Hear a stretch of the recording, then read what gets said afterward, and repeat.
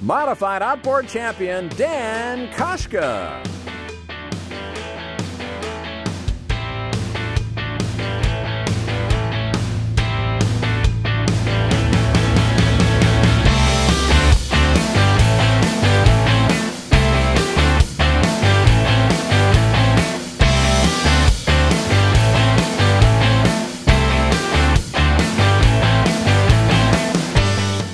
Daniel Koschka of Indianapolis, Indiana has raced for 13 years, and in 2009, he won the 350 Mod Hydro Nationals.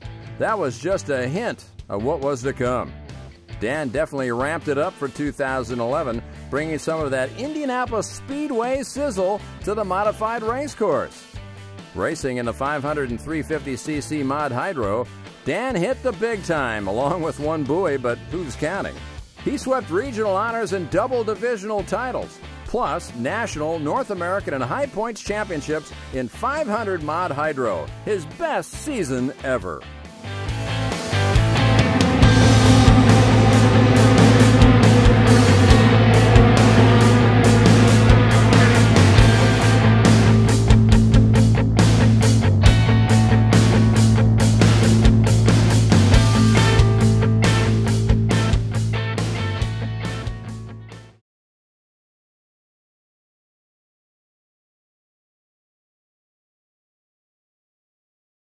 That I do not. I grew up racing, so it's kind of hard to remember back before I was had a memory. Can you remember the first time you touched the inside of a pack? I do. It was, I believe it was in a gravel pit somewhere around Indy, and they started that motor, and I don't think I came back in for another half hour. I didn't set my goal. It kind of just sprung itself upon me. I didn't really even think about this being an option until after Wakefield this year, when I started running the numbers through my head and thinking, wow, this might actually be possible. So probably I'd say about August. Well, I'd kind of say I like both, because don't get me wrong, it feels good to win, but if I lose, I'm generally having fun out there racing against people I like racing against, and I like being the first person to shake their hand when I come into the beach. I'm not going to change anything. I'm going to try and keep everything the same. I might have a new paint job, but we'll see how that goes. Typically, very honest guy. He's just trying to say it.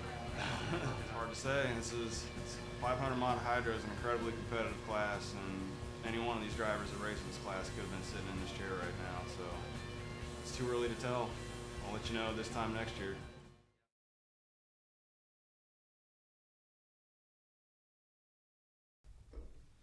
I'd like to start by thanking everybody who made this possible. Everyone at the Indiana Outboard Association, Craig DeWald, Mitch Meyer, Scott Campbell, and all my teammates at K&S Racing, which are the Sharps, the Proctors, and the McCains. I'd like to especially thank Cliff Johnson and Eric Vanover. They're a great example of how even opponents can be like a fellow teammate. Our tower house cracked at the Nationals this year, and Cliff and Eric were nice enough to let us use their spare housing.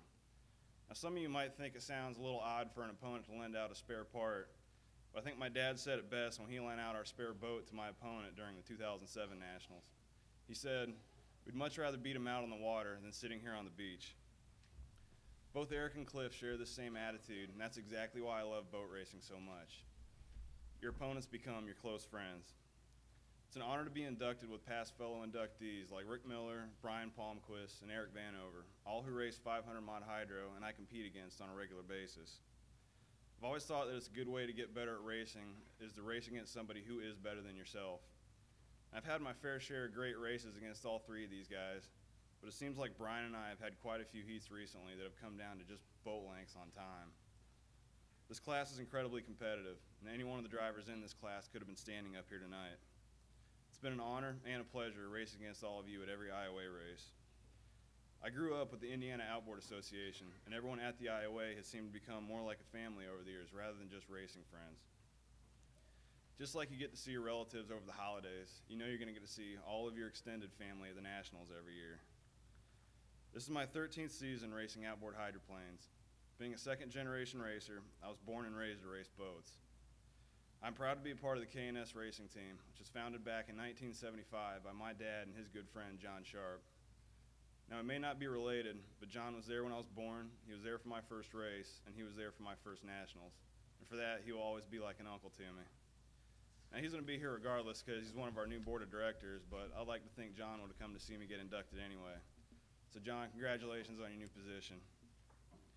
The next set of people I'd like to thank are my parents.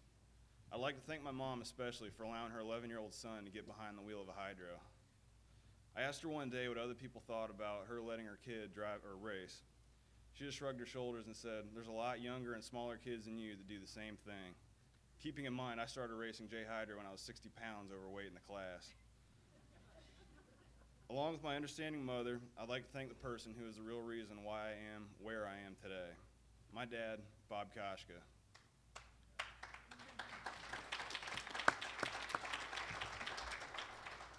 My dad raced for 36 years before he retired back in 2007. When I turned 16, I took his spot in 350 mod hydro when he moved up to 500 mod hydro. I was fortunate enough to pick right back up where he left off, racing the setup that he'd been working on for years. And it certainly made a difference when 40 pounds was taken out of the boat. He said it was the cheapest 2 miles an hour he's ever found. When he retired, I also picked up where he left off in 500 mod hydro. He's been working on that setup for about the past 9 years, and this was the year that it was finally perfect. He had that boat rigged for exactly how I like to drive, and that combination meant that our stars had finally aligned. Over the years, he's taught me countless life lessons by use of boat racing. Lessons like, if you don't get good grades, you will sit on the beach until they're brought back up. I tested him on that one time, and he was not kidding. I sat on the beach that weekend and watched my class go out without me, and it was painful, but you bet I never did it again. In retrospect, the most important lesson he's taught me over the years is never give up. I learned that back in 2004 at the stock divisionals at Depew. Our engine wouldn't start until right before the white flag went up. When I finally got around the course of the starting chute, everybody was already gone. Being persistent over 3 laps allowed me to at least catch a couple boats in the field. After the start was reviewed, we learned that there were actually quite a few gun jumpers, and I ended up passing all of the legal boats in the field. He told me afterwards, that's exactly why you always drive like you're out front, because you never know how a race may play out. So I'd like to end with giving this advice to all other racers out there. Never give up. Being persistent will eventually pay off.